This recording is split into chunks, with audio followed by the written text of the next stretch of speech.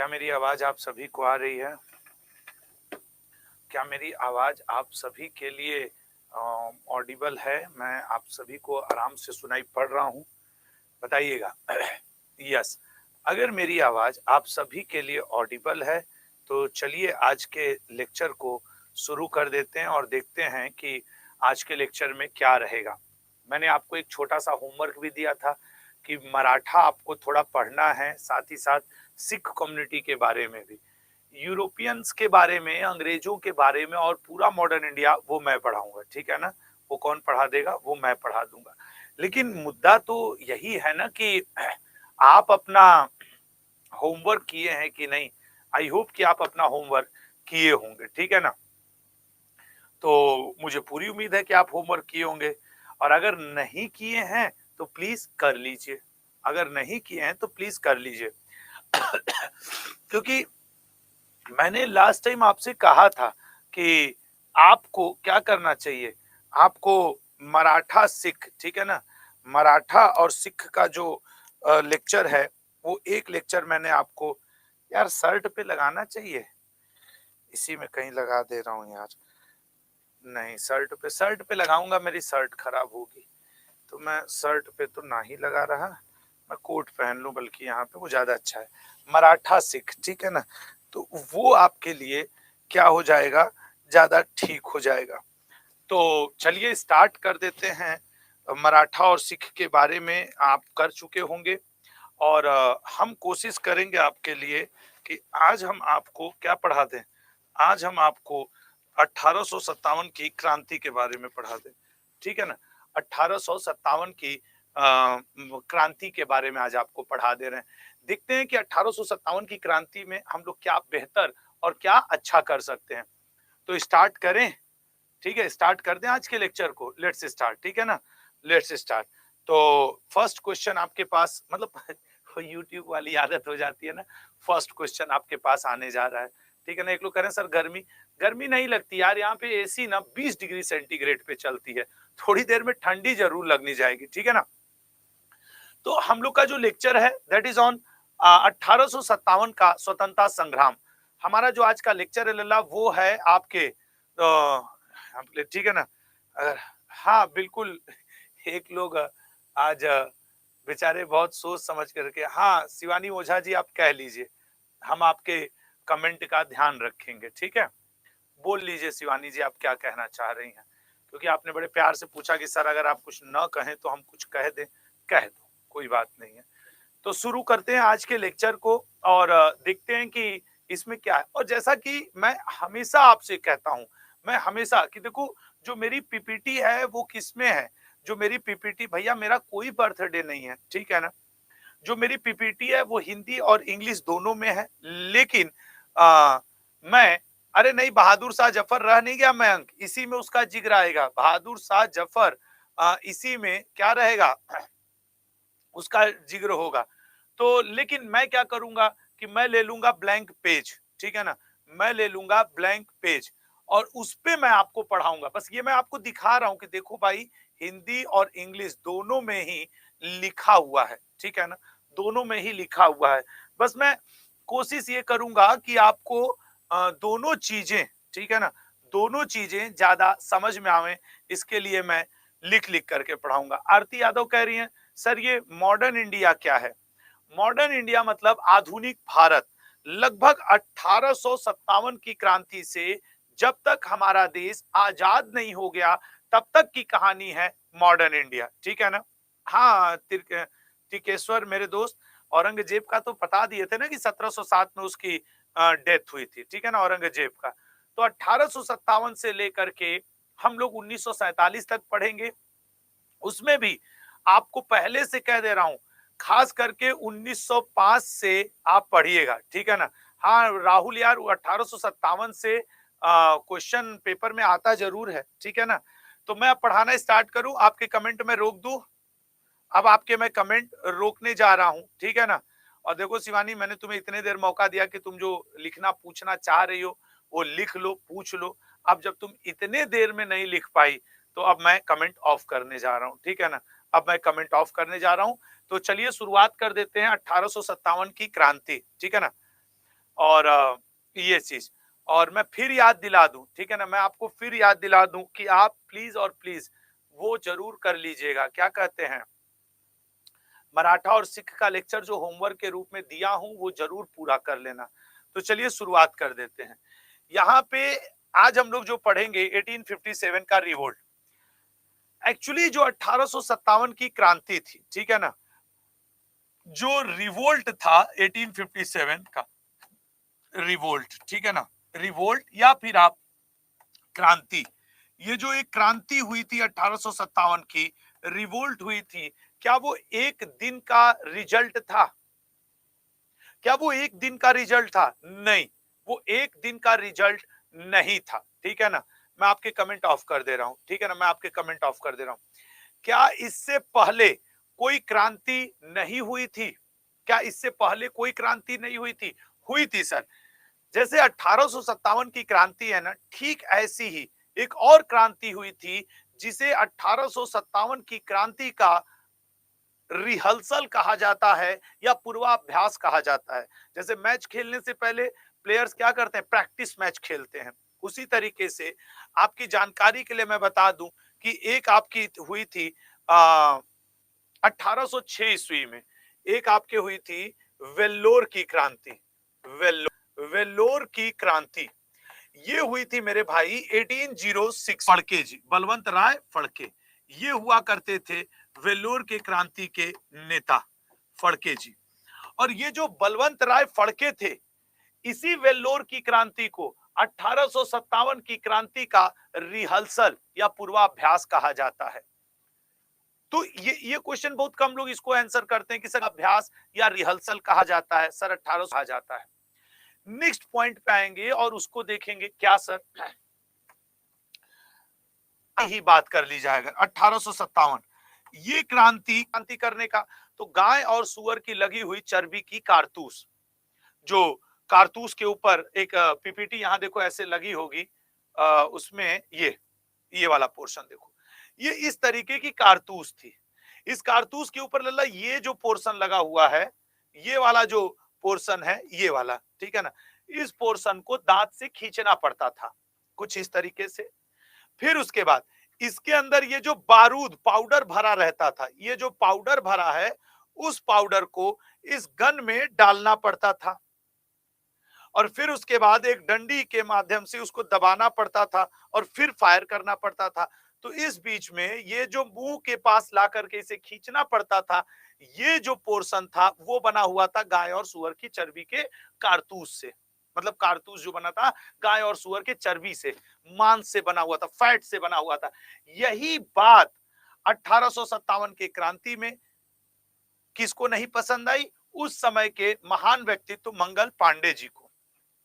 मंगल पांडे जिनका जन्म 19 जुलाई 1827 को इनका जन्म हुआ था। 1849 में ये जब 22 साल के थे तो इन्होंने ईस्ट इंडिया कंपनी में शामिल हो गए। 1856 आया, उस समय ईस्ट इंडिया कंपनी ने ग्रीस कारतूस का इस्तेमाल शुरू किया। फिर फरवरी 1827 में कारतूस में जानवरों की चर्बी इस्तेमाल की जाने लगी, गाय और सुअर की। इससे क्रांति की लौ जगी। कहीं ना कहीं मंगल पांडे जो कि एक बड़े वर्ग का, सेना के अंदर एक बड़े ग्रुप का नेतृत्व करते थे, लीडर टाइप का इनका व्यक्तित्व था। ये इनकी जबकि अंग्रेजों से शुरू में अच्छी दोस्ती थी मंगल पांडे जी की। किन अंग्रेजों से अच्छी दोस्ती थी सर? ह्यूसन और बॉट, ह्यूसन और बॉट से। तो इन्होंने ह्यूसन और बॉट से पूछा कि ये बताओ कि क्या जो ये कारतूस मिल रही है हम लोग को, ग्रीस कारतूस, उसमें गाय और सुअर की चर्बी लगी है? तो ह्यूसन ने कहा नहीं नहीं मंगल, बल्कि तुम तो अपने दोस्तों को भी भरोसा दिलाओ कि कोई कारतूस में नहीं लगा हुआ है चर्बी और भी किसी गाय सुअर का। ना हिंदू धर्म भ्रष्ट हो रहा है ना मुस्लिम धर्म। ये ह्यूसन की रिस्पेक्ट करते थे, तो ये उसकी बात में आ गए। जैसे होता है ना कि कहीं पति जॉब करता है तो पत्नी उसके यहाँ 2-4-10 दिन 1 महीने घूमने घामने आ जाती है। ह्यूसन की वाइफ इंग्लैंड से इंडिया आई हुई थी। उसने देखा कि मेरे पति ह्यूसन के ऊपर ये मंगल पांडे आंख बंद करके भरोसा कर रहा है और मेरा पति उसे धोखा दे रहा है। वो मंगल पांडे को पसंद भी करती थी कि ये अच्छे व्यक्ति हैं। उन्होंने मंगल पांडे को कहा कि सुनो मंगल, मेरा पति तुम्हें धोखा दे रहा है और वो गाय और सुअर की चर्बी लगी हुई कारतूस ही इस्तेमाल हो रहा है। चलो मैं तुम्हें कारखाना तक दिखा देती हूँ, क्योंकि उधर कोई भारतीय जा नहीं सकता था, तो मंगल पांडे को इन्होंने कारखाना दिखा दिया। अब तो मंगल पांडे को भरोसा हो गया कि ह्यूसन धोखा दे रहा है। मंगल पांडे, अगला दिन था 29 मार्च का, 29 मार्च को बैरकपुर छावनी में मंगल पांडे, बैरकपुर कहां पड़ता है आपके पश्चिम बंगाल में, ठीक है ना, पश्चिम बंगाल में बैरकपुर छावनी में, जो कि 34 NI के सैनिक हुआ करते थे, इन्होंने ह्यूसन, और जैसे ही परेड शुरू हुई, प्रैक्टिस के लिए गोली खींचना हुआ, इन्होंने खींचा और गोली मारा ह्यूसन को। और वहां एक अंग्रेज और अधिकारी खड़ा था, बाट, जनरल बाट। जनरल बाट इनकी तरफ बगल में ही खड़ा था, दौड़ा तो ऐसे बंदूक को उल्टा करके जनरल बाट को मार दिए। तो जनरल बाट भी वहीं पे बंदूक के आगे वो लगी रहती है ना, तलवार टाइप की, चाकू टाइप की, उससे बाट को मारे और ह्यूसन को गोली मार के गिरा दिया। अब कोई भारतीय तो इनको पकड़ा नहीं, भारतीय सैनिक वहां बहुत सारे खड़े थे। ब्रिटिशर्स ने इनको अगल बगल से पकड़ लिया, फिर इनके ऊपर एक छोटा सा मुकदमा चलाया गया और 8 अप्रैल 1857 को मंगल पांडे की फांसी दे दी गई। इन्होंने जो फेमस नारा दिया था वो था मारो फिरंगी को, ठीक है ना, इनके मंगल पांडे जी द्वारा दिया गया नारा जो था दैट वाज मारो फिरंगी को। ये जिस बटालियन के सैनिक थे दैट वाज 34 NI बैरकपुर छावनी, ठीक है ना, बैरकपुर बटालियन के ये सैनिक थे। ये दो बातें पूछता है, 34वीं NI वाहिनी के ये सैनिक हुआ करते थे। मारो फिरंगी को इनके द्वारा दिया गया प्रमुख नारा हुआ करता था। 8 अप्रैल को इनको फांसी दी गई थी, 29 मार्च को इन्होंने विद्रोह की घोषणा की थी। ये था यहाँ की पूरी कहानी। और जब ये शुरू हुई मेरे भाई, तो फिर रुकी तब जब बहुत सारे देश के जो जवान थे वो क्या हो गए, शहीद हो गए, तब जाकर के ये क्रांति कहीं जाकर के रुकी। अब ये बैरकपुर, ये सर हुआ कहां, अब देखो 8 अप्रैल, ये डेट देखो, 8 अप्रैल 1857, यहां पे किसको फांसी हुई सर, मंगल जी को, ठीक है ना, मंगल पांडे जी को, मंगल पांडे जी, इनको इस दिन फांसी हुई। ये फांसी कहां हुई सर, पश्चिम बंगाल में, पश्चिम बंगाल में बैरकपुर में। ये खबर धीरे धीरे धीरे धीरे आ गई उत्तर प्रदेश में। भाई उस समय मोबाइल तो नहीं था कि झट से कोई फोन करके, ये धीरे धीरे ये खबर आई कि मंगल पांडे नामक एक, तो उत्तर प्रदेश में भी मेरठ, जो कि दिल्ली के नजदीक था, मेरठ में ये खबर आई मई के पहले सप्ताह में। मेरठ के सैनिक अपने साथी सैनिक से मतलब मृत्यु से आहत हुए। और एक्चुअली मंगल पांडे बलिया के थे, और बलिया उत्तर प्रदेश में पड़ता है, और वहां इनके कई ऐसे साथी थे जो इनके साथ ईस्ट इंडिया कंपनी में भर्ती हुए थे, तो इनको पोस्टिंग मिल गई थी बैरकपुर पश्चिम बंगाल, और इनके साथियों को, जो इनके बहुत क्लोज साथी थे, उनको मिल गई थी मेरठ में उत्तर प्रदेश के। वो बदला लेने की आग में जलने लगे कि हमारे दोस्त को मार दिया। तो मेरठ के सैनिकों ने प्लान किया कि हम मारेंगे, और मेरठ के सैनिकों ने 1857 10 मई, ये वो ऑफिशियल डेट है जिस दिन घोषणा कर दी कि आज विद्रोह होगा।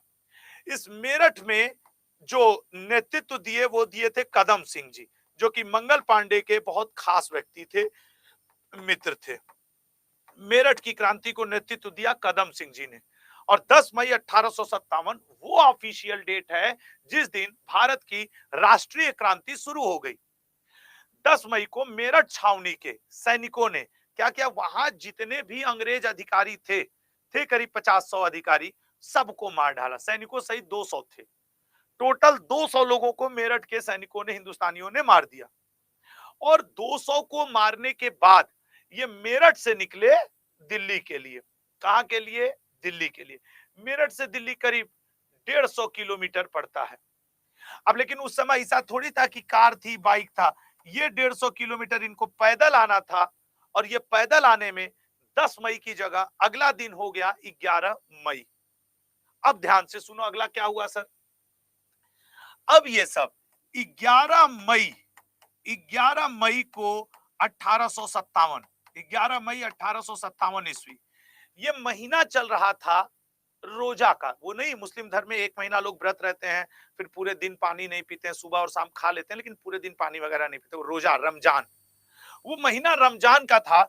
और जो अर्ली मॉर्निंग सुबह सुबह 4-5 बजे के करीब खाया जाता है, उसे कहा जाता है सहरी।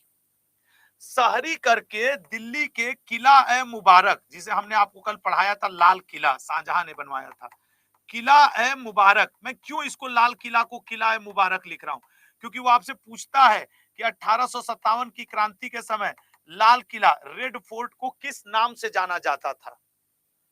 तो यहाँ का जो मुगल बादशाह था इस समय, वो हुआ करता था बहादुर शाह जफर द्वितीय। यही मैंने कल कहा था कि मैं बहादुर शाह जफर जो आखिरी मुगल बादशाह है उसको मॉडर्न इंडिया में कवर करूंगा। किला मुबारक या रेड फोर्ट का जो मालिक था बहादुर शाह जफर द्वितीय। 11 मई को ये मेरठ वाले सैनिक यहाँ पे पहुंच गए, ठीक है ना। और यहाँ का जो पश्चिमी दौर था जिसे आप कहते हैं लाहौरी गेट, लाहौरी गेट के पास आकर के ये मेरठ के विद्रोही सैनिक जिन्होंने विद्रोह कर दिया था आपके किससे, अंग्रेजों से, वो आकर के अड़ गए कि हमें मुगल बादशाह बहादुर शाह जफर द्वितीय से मिलने दो। अर्ली मॉर्निंग 3-4 AM का समय था, 3 AM 4 AM, 3 AM या 4 AM, उन बिटवीन कुछ टाइम था, इन बिटवीन, हाँ 3 AM या 4 AM इन बिटवीन कुछ टाइम था, बिल्कुल। तो बहादुर शाह जफर द्वितीय से लाहौरी गेट जो कि पश्चिम साइड पड़ता है, उधर से इनका सेनापति आया बख्त खां। ये बख्त खां कौन था, मुगल का बड़ा वफादार था। ये आकर के बहादुर शाह जफर द्वितीय को कहा कि किले के पश्चिमी लाहौरी गेट पे कुछ सैनिक हैं हजारों की संख्या में,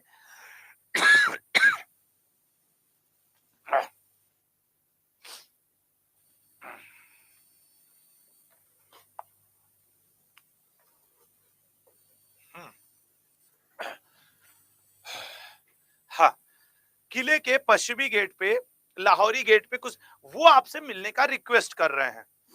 तो बहादुर शाह जफर द्वितीय, मैं आपको सच बता रहा हूं, पूरे क्रांति का जो सबसे कमजोर कड़ी बहादुर शाह जफर द्वितीय को माना गया, क्योंकि इनके सामने डायलमा था, धर्म संकट था। क्या इन्होंने बख्त खां से पूछा कि बताओ वो क्यों मिलना चाह रहे हैं, तो उसने, बख्त खां ने कहा कि वो आपको बादशाह कहना चाह रहे हैं। वो कह रहे हैं कि आप, हम लोगों ने विद्रोह किया है, आप उस विद्रोह के नेता बनिए और हम अंग्रेजों को भारत से मार के भगाएंगे, आपको फिर से भारत का नाम का नहीं काम का बादशाह बनाएंगे। तो बहादुर शाह जफर द्वितीय के मन में डायलमा क्या कि अगर ये क्रांति सफल हो गई, खतरनाक टाइप का क्या हो, सैनिक सेनापति हो। अब जॉन निकलसन ने की जगह हडसन नाम का अंग्रेज आया, इस बख्त खां। अब ये लड़ाई हुई हडसन वर्सेस बख्त खां के बीच में। और हडसन ने सेना कहां कहां से लेके आया, जींद नामक जगह जो कि हरियाणा में पड़ता है, ठीक है ना, जींद नामक जगह जो कि हरियाणा में पड़ता है। यहाँ ब्रिटिशर्स की बड़ी खतरनाक सेना थी। जींद से, नाभा से, जम्मू कश्मीर से, ठीक है ना, जींद, नाभा, जम्मू कश्मीर, हैदराबाद, हैदराबाद, ये 4 जगहों से अपनी सबसे खतरनाक टुकड़ी मंगवा करके हडसन जाके बख्त खां से भिड़ गया।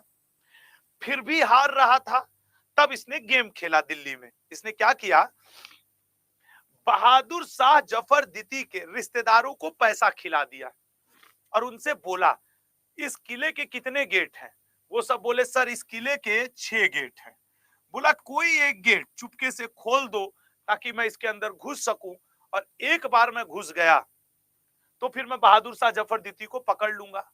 बहादुर शाह जफर द्वितीय के रिश्तेदारों ने घूस खा करके इसको रास्ता बता दिया। ये किले के अंदर अगले दिन दाखिल हो गया। किले में गया तो बहादुर शाह जफर द्वितीय मिले नहीं, क्योंकि बहादुर शाह जफर द्वितीय छिपे थे।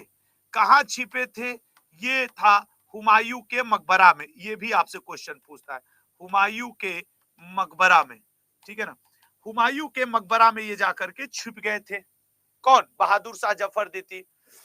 बख्त खां अब तो गद्दारी हो चुकी थी, हार गया। हार करके ये निकल लिए, दिल्ली छोड़ दिए कि अब क्या मरना थोड़ी है, अब तो हार ही गए, महाराज भाग ही गए।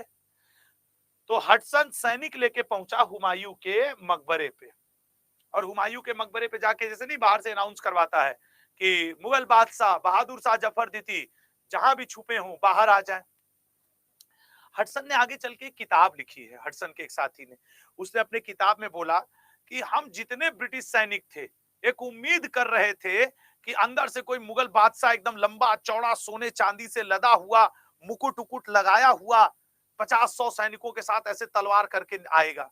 लेकिन हायरे किस्मत, हायरे समय, हमने देखा कि हुमायूं के मकबरे में से एक लंबा पतला कुपोषित दाढ़ी बढ़ा हुआ कपड़े फटा हुआ बुजुर्ग व्यक्ति निकला।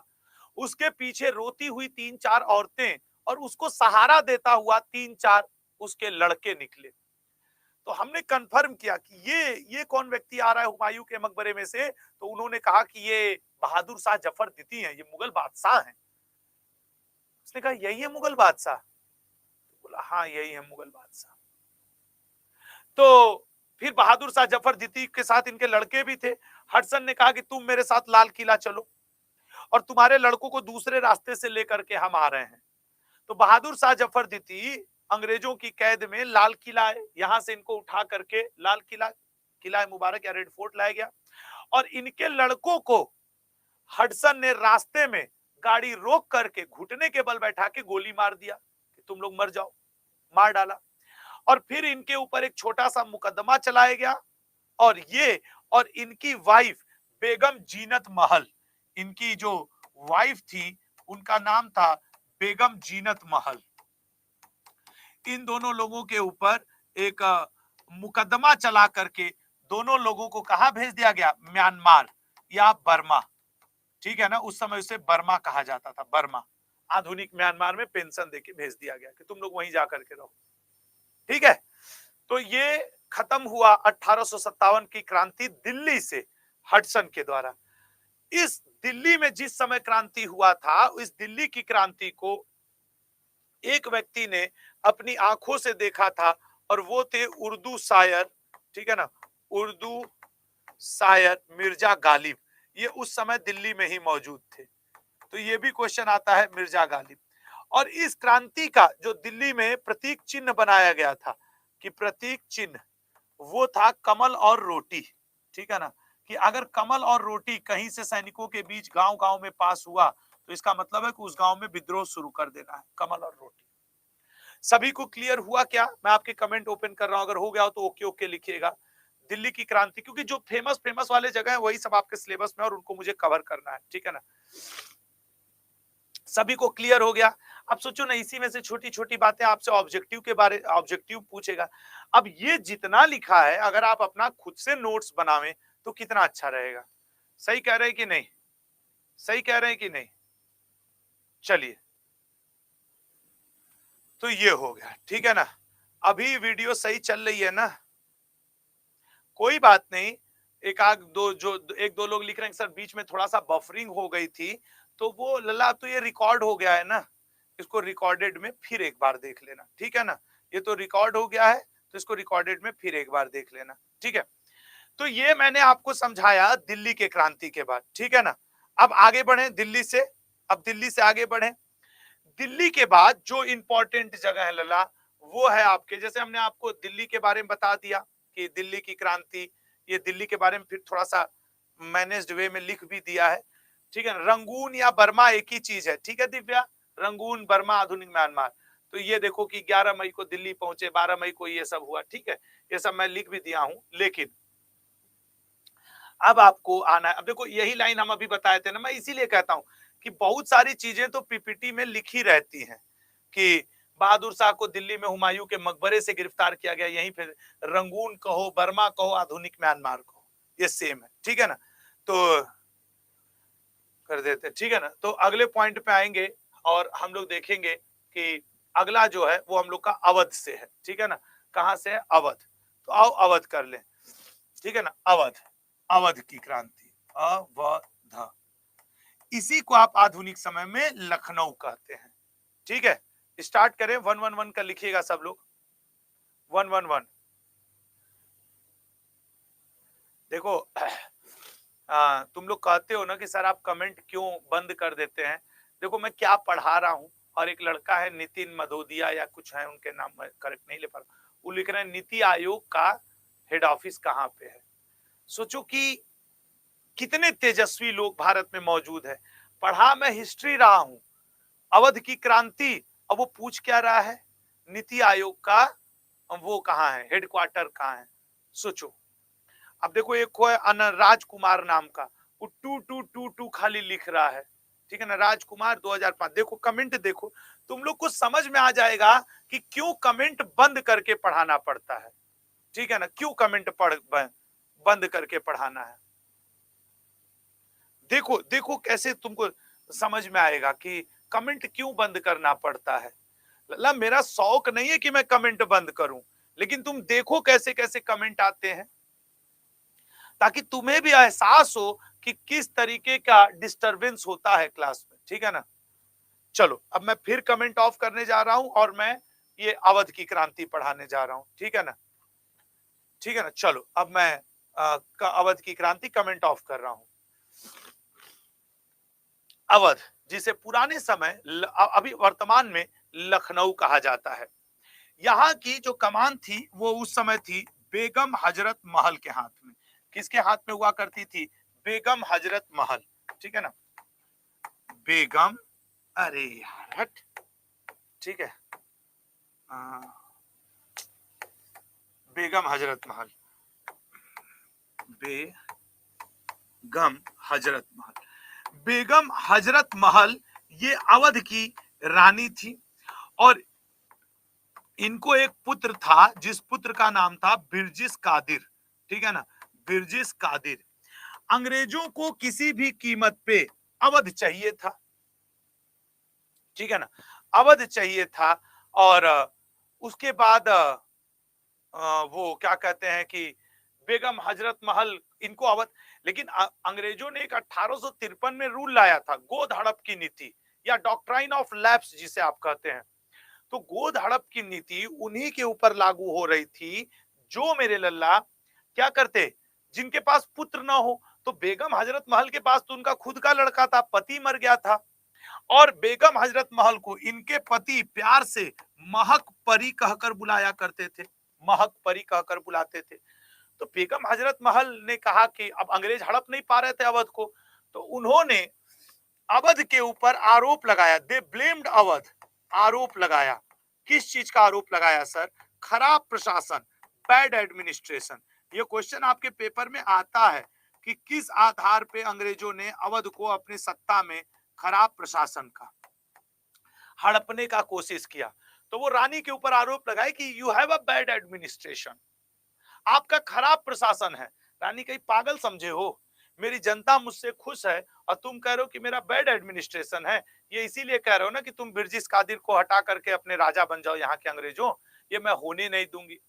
तो वहां पे अंग्रेजों का एक निवास स्थान था जिसे रेजिडेंसी कहा जाता था, रेजिडेंसी, ये अंग्रेजों की कॉलोनी थी जो लखनऊ में अंग्रेज अपने रहने के लिए बनाए थे। यहाँ पे युद्ध छिड़ गया, युद्ध छिड़ा तो एक अंग्रेज हैवलॉक नाम का, इसने कमान संभाला, हैवलॉक। एक अंग्रेज का नाम था नील, इसने कमान संभाला। हैवलॉक ने, नील ने और हेनरी लॉरेंस, इन तीनों ने कमान संभाल लिया और रानी के विरुद्ध लड़ाई शुरू हो गई। सबसे ज्यादा विद्रोही सैनिक, यहाँ के आम लोग भी रानी की तरफ से लड़े, तो सर्वाधिक विद्रोही सैनिक यहीं से थे। एक क्वेश्चन ये भी पूछता है कि 1857 की क्रांति में सर्वाधिक विद्रोही सैनिक भारत की तरफ से कहां से लड़े, तो सर्वाधिक विद्रोही सैनिक यहीं से थे। अब जब इनकी सैन्य संख्या ज्यादा थी, इन तीनों को मार दिया भारतीयों ने कि हट तीनों मरो। यह भी पेपर में पूछता है कि अवध की क्रांति के दौरान अवध में मरे 3 अंग्रेज का नाम क्या था।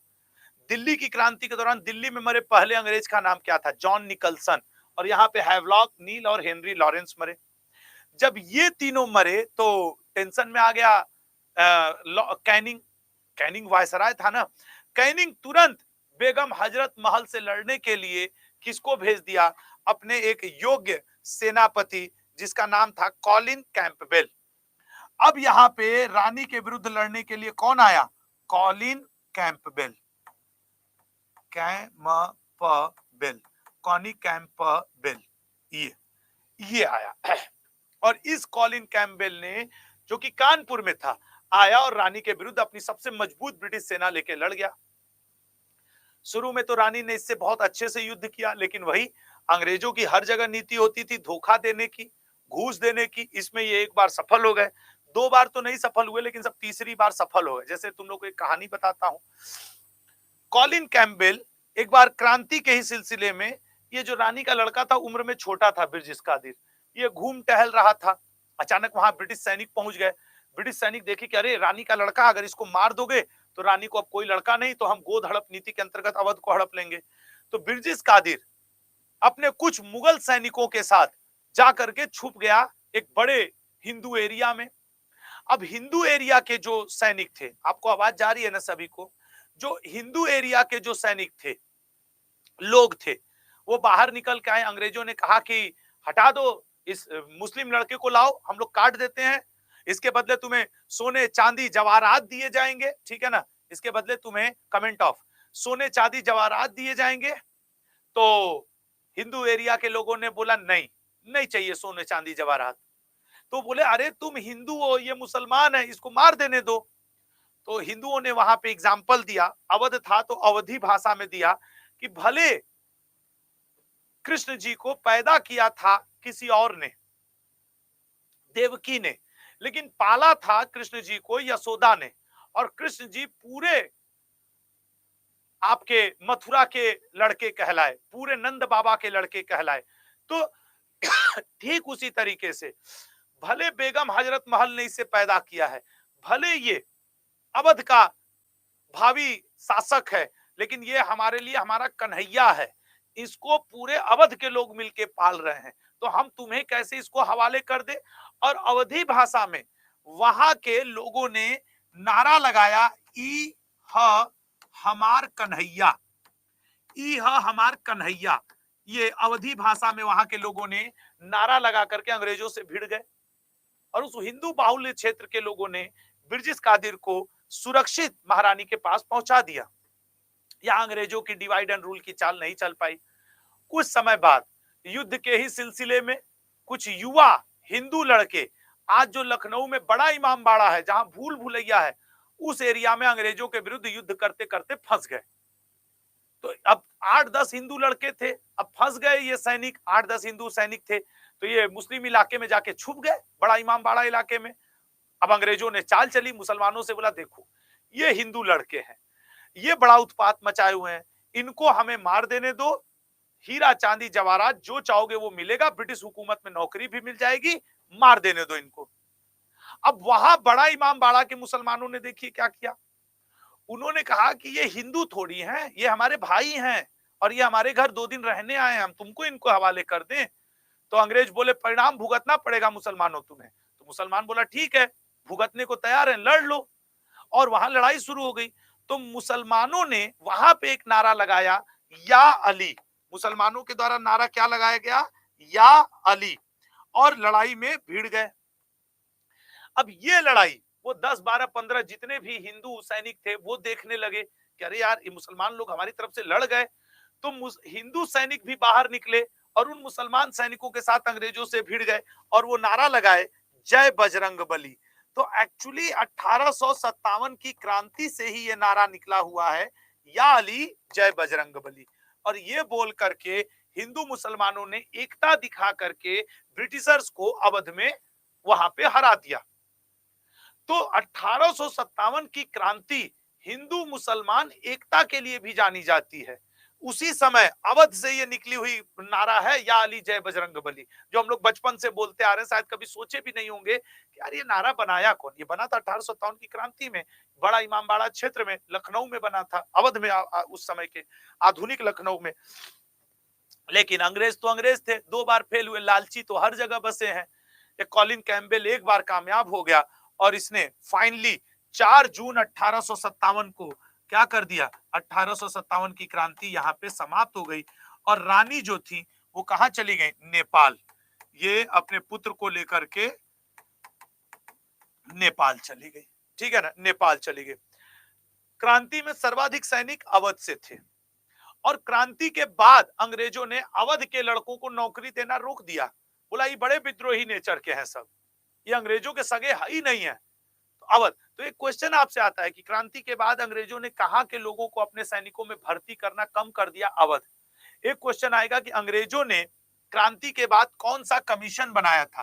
पील कमीशन, ठीक है ना। पील नाम का एक समिति अंग्रेजों ने बनाया था।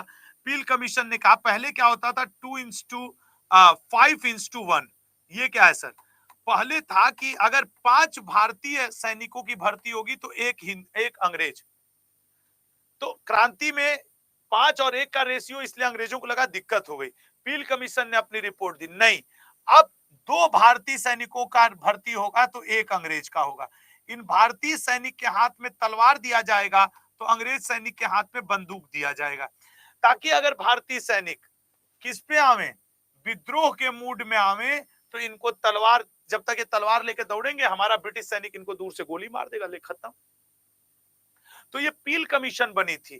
क्रांति के बाद सबसे कम सैनिक कहां से भर्ती हुए? अवध से। सबसे ज्यादा विद्रोही सैनिकों की संख्या कहां थी? अवध की थी। पील कमीशन किस लिए बना था? सर सैनिकों के रेशियो के जांच के लिए। क्रांति से पहले भारतीय और विदेशी सैनिकों का रेशियो क्या था? 5:1। क्रांति के बाद वो रेशियो क्या हो गया? 2:1। 2 भारतीय 1 अंग्रेज। क्लियर हुआ अवध की क्रांति आप सभी को? अवध की क्रांति कब खत्म हुआ, कब शुरू हुआ, क्लियर हो गया मेरे लल्ला सभी को? चलो, अवध की क्रांति के बाद आते हैं हम लोग कानपुर, ठीक है ना। अवध की क्रांति ये आपके हो गई। अब देखो यहाँ पे अवध के बारे में, बेगम हजरत महल के बारे में, ठीक है ना, अवध और बेगम हजरत महल। अब आ जाओ, हम लोग आ जाते हैं कानपुर, और अब देखो वही सब है, बिरजिस कादिर, ये वो वही सब लिखा हुआ है कॉलिन कैंपबेल के बारे में, ताकि तुम लोगों को चीजें जो हैं वो थोड़ा सा ठीक से मिल जाए, ठीक है ना। हेनरी, देखो अभी इन्हीं तीनों, यहाँ पे नील कर लेना, नील की, हैवलॉक की और हेनरी लॉरेंस की, इनकी जान गई थी, ठीक है ना। तो ये आपके पॉइंट। अगले पे आते हैं हम लोग। अगला जो हम लोग टॉपिक ले लें वो कहाँ का है? ये झांसी का, ठीक है ना। आ जाओ, झांसी की ही बात कर लेते हैं। झांसी, ठीक है ना। तो झांसी के बारे में आओ बात कर लेते हैं। झांसी, झांसी में महारानी लक्ष्मीबाई, ठीक है ना। झांसी में क्रांति को किसने संभाला था? ठीक है ना।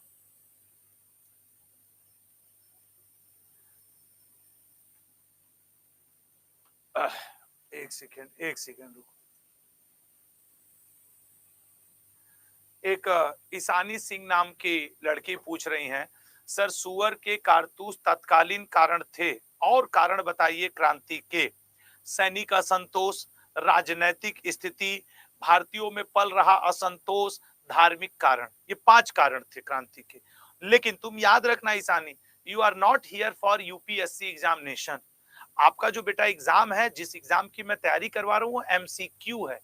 तो जैसे तुम्हारे जो क्वेश्चन पूछने का तरीका था ना, वो ये था कि मेंस लेवल, पीएससी नहीं, मैं यूपीएससी के कोई बैच होगा जो भविष्य में मैं पढ़ाऊंगा, उसमें आना, तो हर कारण पे बात किया जाएगा।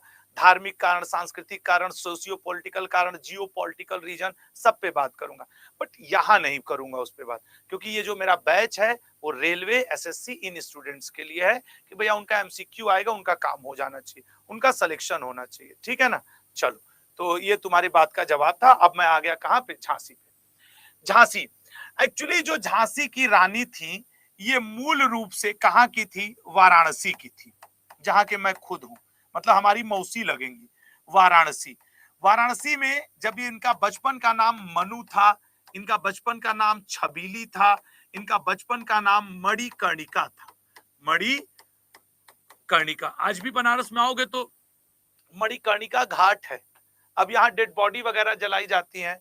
अभी से 1-1.5 महीने पहले की बात है कि मेरे बड़ी माता जी, बड़ी मम्मी का देहांत हुआ था, तो यहीं पे उनकी डेड बॉडी को सब क्रियाक्रम जो होता है वो सब किया गया, तो मैं तो गया था, हालांकि मैं बचपन से यहाँ जाता रहता हूँ। तो खैर, तो मणिकर्णिका घाट इनके नाम पे है, वाराणसी में इनका जन्म हुआ था। इनकी शादी की गई थी झांसी में। इनकी शादी कहाँ की गई थी? झांसी में, ठीक है ना। इनके पति का नाम, इनके जो पति थे वो थे गंगाधर राव, ठीक है ना, गंगाधर राव। जब इनकी शादी हुई तो इनको एक पुत्र उत्पन्न हुआ, लेकिन वो पुत्र कुछ दिन बाद डेथ कर गया। तो इन्होंने एक पुत्र को गोद लिया जिसका नाम था दामोदर राव, ठीक है ना, दामोदर राव। दामोदर राव जो इनका था वो दत्तक पुत्र या गोद लिया हुआ पुत्र, उसको इन्होंने डॉक्ट्राइन ऑफ लैप्स वाला इनका दत्तक पुत्र हुआ, क्योंकि इनका जो पुत्र था महारानी का और गंगाधर राव जी का, वो तो मर गया था। कुछ दिन बाद गंगाधर राव जी की भी डेथ हो गई, तो दामोदर राव को महारानी ने अपना पुत्र गोद लेकर के झांसी को ले लिया अपने कब्जे में, और युद्ध की घोषणा इन्होंने कर दी। किसने? रानी ने, अंग्रेजों के विरुद्ध। और अंग्रेज क्या चाहते थे?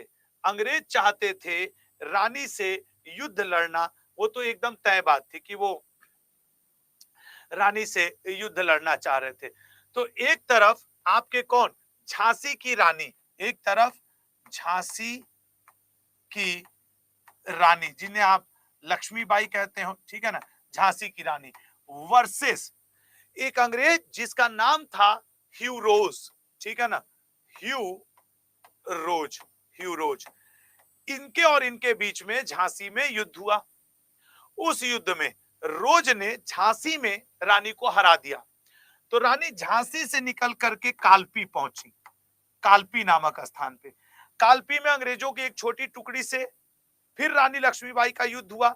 यहां पे ये जीत गई, लेकिन ये जानती थी कि हम कालपी में रुक नहीं पाएंगे। क्यों? क्योंकि ह्यूरोज झांसी से चल करके यहां आ रहा है। तो रानी कालपी से आगे निकल करके कहां पहुंच गई?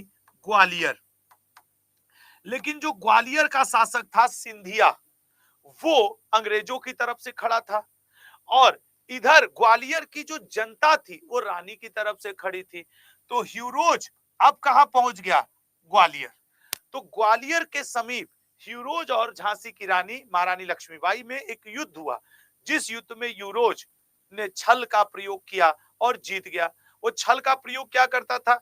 ये रानी का लड़का पीछे बंधा है, तो रानी से फ्रंट से वो लड़ नहीं पाता था, तो वो इधर बच्चे के ऊपर वार करता था पीछे से आकर के। तो रानी हो गई परेशान। जब घूमे, घोड़े को जब तक घुमावे तब तक बच्चे पे एक तलवार, जब तक घुमावे तब तक बच्चे पे एक गोली। फिर रानी ने घोड़े से उतर करके युद्ध को लड़ा, अपने बच्चे को एक जगह बैठा करके युद्ध लड़ा, और फिर उसमें वो शहीद हो गई। तो वहां जितनी डेड बॉडी पड़ी थी, तो ह्यूरोज जब देखा कि रानी लक्ष्मीबाई शहीद हो गई, जमीन पे उनका डेड बॉडी आ गया, मृतक शरीर, तो ये जमीन पे उतरा ह्यूरोज और बोला, मैंने अपने जीवन में कई युद्ध राजा राजाओं से लड़े, कई बड़े सेनापति, मंत्री, महामंत्री, सम्राट, ये सब देखे, लेकिन रानी जैसा योद्धा नहीं देखा मैंने। इसने स्टेटमेंट दिया था कि यहां जितने सैनिक हैं उन सभी सैनिकों में एकमात्र मर्द सैनिक ये थी, झांसी की रानी, एकमात्र मर्द सैनिक। ये ह्यूरोज का स्टेटमेंट था रानी के बारे में, ठीक है ना, ह्यूरोज का स्टेटमेंट था रानी के बारे में। यही ग्वालियर के पास इनका क्या है, आपके समाधि स्थल बनाया गया। झांसी के बाद जो अगला इंपॉर्टेंट प्लेस है दैट वाज कानपुर, ठीक है ना। हालांकि कानपुर से ज्यादा नहीं पूछता आपसे, कानपुर, उसके अलावा इलाहाबाद, यहाँ अभी इलाहाबाद को आप प्रयागराज कहते हो, ठीक है ना, कानपुर, इलाहाबाद, और आपके ये लखनऊ के पास क्या पड़ता है? फैजाबाद, ठीक है ना, फैजाबाद। ये तीन जगह का आपसे बस ये पूछता है कि क्रांति को किसने संभाला था। इलाहाबाद जो आधुनिक प्रयागराज है, वहां से लियाकत अली ने संभाला था, ठीक है ना, लियाकत अली। कानपुर से तात्या टोपे ने संभाला था, तात्या टोपे और धोंधू पंत, इन दो लोगों ने संभाला था, ठीक है ना। यहाँ की लड़ाई बहुत लंबी नहीं चली थी, इसलिए इन पे ज्यादा चर्चा भी नहीं है, तात्या टोपे और धोंधू पंत। हाँ, यहाँ पे एक चीज जरूर पूछता है कि ये जो आपके तात्या टोपे थे, इन्हें इटली का गैरीबाल्डी भी कहा जाता है, ठीक है ना, भारत का गैरीबाल्डी, भारत का गैरीबाल्डी। गैरीबाल्डी एक बहुत बड़ा लड़ाकू समझदार व्यक्ति था, जो कि विध्वंसक था। तो जिस तरीके से वो इटली को सुरक्षा दिया था, उसी लिए इनको भारत का गैरीबाल्डी, ठीक है ना। और ये आपके धोंधू पंत, धोंधू पंत का ओरिजिनल नाम हुआ करता था रामचंद्र पांडुरंग, ये भी आपसे पूछता है, रामचंद्र पांडुरंग, ये इनका ओरिजिनल नाम था। फैजाबाद, फैजाबाद का ये लखनऊ अवध के पास, अवध से करीब 100-150 किलोमीटर, यही वर्तमान में अयोध्या के नाम से जाना जाता है।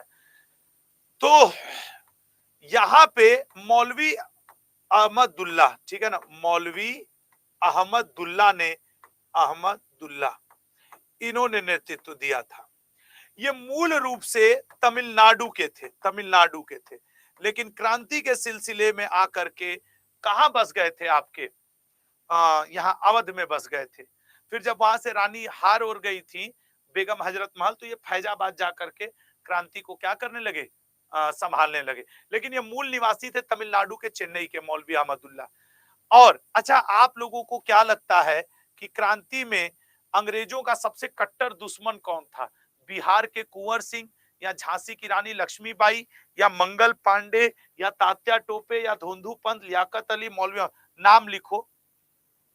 अगर आपके सामने यही सब 4 ऑप्शन आ जाए और आपसे पूछा जाए कि क्रांति में अंग्रेजों का सबसे कट्टर दुश्मन कौन था, और यही सब ऑप्शन रहे, झांसी की रानी रहे, मौलवी अहमदुल्ला, लियाकत अली, तात्या टोपे, यही सब, मंगल पांडे, ये सब रहे, या कुंवर सिंह रहे। जितने लोग कह रहे हो जो मुझसे नहीं पढ़े हो, सबसे कट्टर दुश्मन माना गया है जिससे अंग्रेजों की लंका लगती थी, वो थे मौलवी अहमदुल्ला। ये इनके बारे में अब सुनो क्यों ऐसा माना जाता है। ये सिर्फ अंग्रेजों को मारते नहीं थे, ये अंग्रेजों को मारने के बाद बैठ करके उनका गला काटते थे, हाथ काटते थे, पांव काटते थे, और अगले दिन जो अंग्रेजों की ऑफिस होती थी वहां ले जाके फेंक देते थे। एक पांव उधर, एक गला उधर, एक कान इधर, एक आंख इधर, कि अंग्रेज जब अगले दिन दूसरे अंग्रेज ऑफिस आवे तो उनकी फटके हाथ में आ जाए कि अरे यार इतना बुरा मारता है। फाड़ के ना इनका सीना फाड़ के मौलवी अहमदुल्ला कलेजा निकाल के से रोड पे फेंक देते थे, तलवार से फाड़ के, कि ले भारत पे शासन करोगे, हम भारतीयों को परेशान करोगे। ये थे मौलवी अहमदुल्ला, इतने ही कट्टर थे, खतरनाक थे ये। और जब अंग्रेजों ने इनके बारे में, फैजाबाद के पास एक जगह पड़ता है पुवाया, पुवाया का राजा, इसने मुखबिरी करके जब मौलवी अहमदुल्ला को पकड़वा दिया तो मौलवी अहमदुल्ला को अंग्रेजों ने गोली मार दिया। तो फैजाबाद से सूचना आई लखनऊ रेजिडेंसी अवध में कि मौलवी अहमदुल्ला मारा गया। अंग्रेज कहे हम कैसे मान ले भाई। उस समय इनके ऊपर 50,000 रुपए का इनाम था, जब 1 आना 2 आना की वैल्यू थी। मतलब आज के लैंग्वेज में बात करोगे तो कम से कम 25-50 अरब रुपए का इनाम, अरबों रुपए का इनाम आज के लैंग्वेज में बात करोगे तो। दाऊद इब्राहिम के ऊपर भी करोड़ में इनाम है, इनके ऊपर अरब में इनाम था। उस समय की मुद्रा का आज की मुद्रा से तुलना कर दोगे तो जब इनके मृत्यु की सूचना आई, अंग्रेज का नहीं, जब तक डेड बॉडी नहीं लाओगे हम मानेंगे नहीं कि वो मर गया। बहुत खतरनाक था वो मौलवी। तो वहां से बैलगाड़ी पे रख के लाश लाई गई इनकी। अंग्रेजों को सूचना दी गई सर मौलवी अहमदुल्ला आ गया, उनकी लाश पड़ी हुई है। अंग्रेज डर के मारे रेजिडेंसी के छत पे भाग गए, दरवाजा बंद करो मौलवी आ गया, कहीं उसके थोड़ा बहुत प्राण बचाओ तो काट डालेगा हम लोगों को। फिर अंग्रेज छत पे गए, इनकी डेड बॉडी जो बैलगाड़ी पे रखी हुई थी उसको जमीन पे उतार के रखा गया। और अंग्रेज ऊपर करीब 200 अंग्रेज थे रेजिडेंसी पे, और वहां का जो हेड था उसने बोला एक साथ गोली चलाओ उस मरी हुई डेड बॉडी पे, मुझे भरोसा हो जाना चाहिए कि ये मर गया है। 200 अंग्रेजों ने मरे हुए शहीद मौलवी अहमदुल्ला जी के ऊपर गोलियां चलाई। जब उनको आंखों के सामने भरोसा हो गया तब सब छत पे से नीचे उतरे और बोले मौलवी अहमदुल्ला मारा गया। ये थी इनकी ताकत। आज कोई है ऐसा? तो कभी मत ये भूल करना, अगर पेपर में क्वेश्चन आ जाए कि अंग्रेजों का सबसे कट्टर दुश्मन 1857 की क्रांति में किसे माना जाता है, तो आंसर गोज टू मौलवी अहमदुल्ला। क्लियर हो गया सभी को? क्लियर हो गया? बताइएगा, आपके कमेंट ओपन है। तो ये थे मौलवी अहमदुल्ला, ठीक है ना। अच्छा, अब आपका एक जगह और बचा बिहार, ठीक है ना। अब आपका एक जगह और बचा बिहार। बिहार के जगदीशपुर की बात अगर की जाए तो बिहार के जगदीशपुर से जो क्रांति को नेतृत्व दिया था वो कुंवर सिंह ने जी ने दिया था। ये बड़े साहसी थे, 80 साल प्लस इनकी एज थी, लेकिन उसके बावजूद वीर कुंवर सिंह ने अंग्रेजों को बिहार में हराया, बनारस आकर के हराया, और ये कानपुर तक पहुंच गए थे। इनका प्लान ये था कि ये कानपुर में तात्या टोपे और धोंधू पंत की मदद लेकर के दिल्ली में जाके अंग्रेजों को हरा देंगे। लेकिन जब ये कानपुर पहुंचे तो तात्या टोपे और धोंधू पंत जी झांसी की रानी का मदद करने के लिए सैनिक लेके निकल चुके हुए थे झांसी के लिए। अब उस समय तो मोबाइल था नहीं कि बात कर लिया जाएगा, ठीक है ना, बात कर लिया जाएगा। तो ये फिर कानपुर से वापस लौटे बिहार की तरफ, और जब ये वापस लौटे तो इनके पैर, कुछ इतिहासकार लिखते हैं पैर में, कुछ लिखते हैं हाथ में, इनके गोली लगी, ठीक है ना, और उस गोली लगने की वजह से इनको अपना हाथ या पैर काटना पड़ा, फिर इनकी डेथ हुई। इनकी डेथ की बात, वीर कुंवर सिंह जी की डेथ की बात, इनके भाई अमर सिंह जी ने क्रांति का नेतृत्व संभाला था, ठीक है ना। ये भी क्वेश्चन आता है कि वीर कुंवर सिंह जी की शहीद होने के बाद किसने क्रांति को संभाला, तो ये हैं आपके अमर सिंह जी, इन्हीं के छोटे भाई थे, तो ये थे। उसके बाद ये क्रांति फाइनली, यही मुख्य मुख्य जगह थे, उसके बाद ये क्रांति समाप्त हो गई और विलियम टेलर ने बिहार, उसके बाद आपके क्रांति के बारे में आपको बताऊं, ये मैंने शॉर्ट में कर दिया, किस स्थान से किस नेता ने किस दिन क्रांति हुई और कौन अंग्रेज ने उसको नेतृत्व दिया, ठीक है ना, किस अंग्रेज ने, ये मैंने शॉर्ट में कर दिया। और इस क्रांति के ऊपर मैंने आप लोगों के लिए क्रांति के बारे में किसने क्या स्टेटमेंट दिया है वो भी यहाँ लिख दिया है। ये पूछता है कि किसका स्टेटमेंट था कि न ही यह प्रथम, न ही राष्ट्रीय, न ही स्वतंत्रता संग्राम था, तो आरसी मजूमदार का। ये आपको याद करना होगा, ठीक है ना, ये आपको याद करना होगा लल्ला, ठीक है ना। उसके बाद ये सब उन लोग के देखो स्टेटमेंट है, अब ये आपको याद करना होगा। और फिर मैंने कुछ प्रमुख पुस्तकें यहाँ पे दे दी हैं, किसने कौन सी प्रमुख पुस्तक लिखी है। तो बस आज के लिए इतना ही। और ये 1857 की क्रांति आज यहाँ पे समाप्त हो रही है, ठीक है ना, यहाँ पे समाप्त हो रही है। और अब हम लोग कल मिलेंगे, ठीक है ना, कल हम लोग इंडियन नेशनल कांग्रेस। और फिर मैं कह रहा हूं, मैंने एक ही होमवर्क आपको, सर आप एक, ठीक है ना, एक सेकेंड,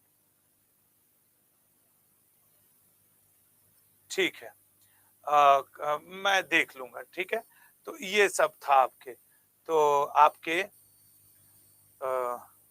ये सारी चीजें थी। तो इसमें मैंने क्या कर लिया है कि आपका ये सब चीज हो गया है। और अब देखते हैं कल इस पे हम लोग बात करते हैं, ठीक है ना, 1857 के इंडियन नेशनल कांग्रेस से।